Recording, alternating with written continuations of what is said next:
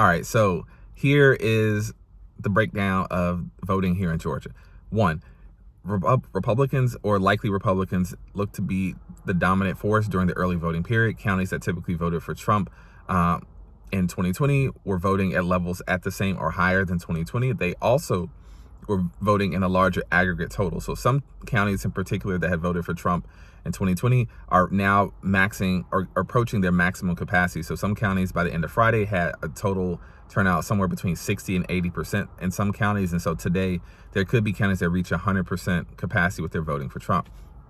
Two, this is juxtaposed with what's going on in Democratic counties in particular. They had a little bit of a lull throughout the early voting period, really up until Obama and Bruce Springsteen and Kamala Harris showing up in Clarkston on October 24th. Those counties were down compared to both 2020 and just their overall population levels.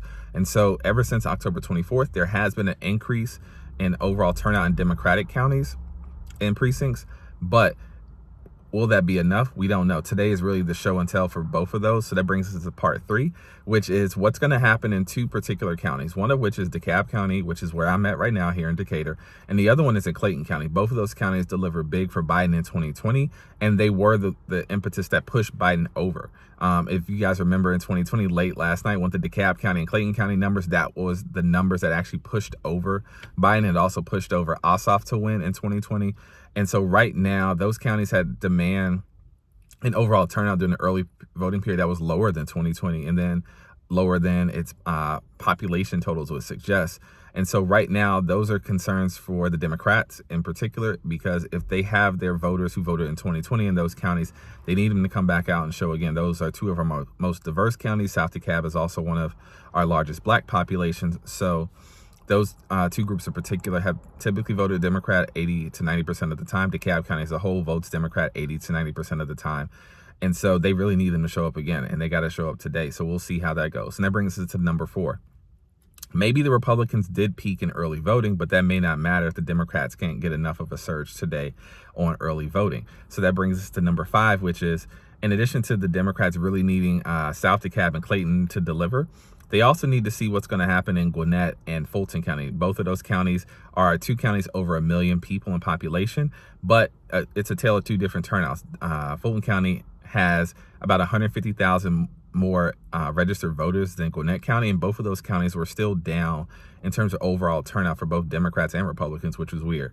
But for both of those counties now, it's really tantamount to see who's going to turn out today, because if the election gets tight and DeKalb and Clayton can't really pick up, for whoever wins, the Democrats or the Republicans, it's likely going to need that extra boost from both Gwinnett and from Fulton County today. So that's like the big picture items here in the state of Georgia today on election day. There's a lot of other things going on. The other thing you probably want to look at, though, is while rural counties may get close to 100% or even get at 100% capacity, there are some caveats to that the Democrats are hoping show up. And that's really a couple of cities in particular. There's 5 cities that the Democrats really need as well outside of Metro Atlanta. And that's going to be Macon, that's going to be Augusta, that's going to be Columbus, that's going to be Savannah, and that's going to be Athens. And so right now, all of those places, especially Athens, were actually down compared to their overall populations and in 2020. So if those can come out, that there is a possibility that the Democrats close the gap or even be slightly ahead.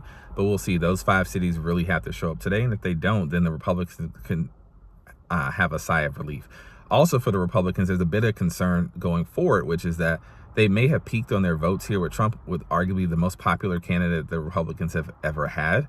And that concerns them because a lot of those places I mentioned in the beginning, which are like more rural, they're also more rural, more conservative counties. They also are losing population. And so because they're losing population, it is an off chance that in the future they just have less votes to work with, which is part of the reason why they changed the maps in 2020 and gerrymandered so much that the Republicans have really a 8-6 or 9-5 advantage in the U.S. House.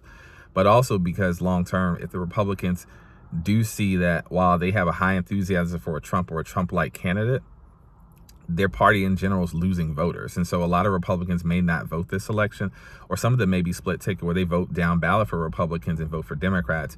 And so now Republicans are kind of concerned as well, because while the Democrats haven't been showing up as much, there is a possibility that some people on their own team kind of split ticket this one or decide to sit at home. And that brings us to the final point of today's big ticket thing here in Atlanta, or rather Georgia, which is women. So women across the aisle, whether it be Republicans or Democrats or independents, they have been voting by and large more than men. When we ended the early voting period on Friday, women were 56% of the electorate compared to 44% of the men. In part, this could be because of both the Georgia 6-week abortion ban that was pushed through without a vote by Governor Kemp. This also could be pushed through by concerns about nationally what the Republicans are trying to do with their own national abortion ban, as well as attacking things like in vitro fertilization and potentially contraception and all of the things related to Project 2025 and Agenda 47. So there could be a possibility that women, regardless of what their affiliations are actually going to probably vote against the candidate or the party that's for forced abortions, forced births and other things like that. So that is something to look out for. And especially for the Democrats, even if they can't get their overall totals up and where they need it in those 5 outside counties, 5 outside cities and the metro Atlanta area, they could maybe close the gap with women. So this is going to be a uphill battle for both parties, but right now the Republicans are in the lead. So we'll see what else happens today.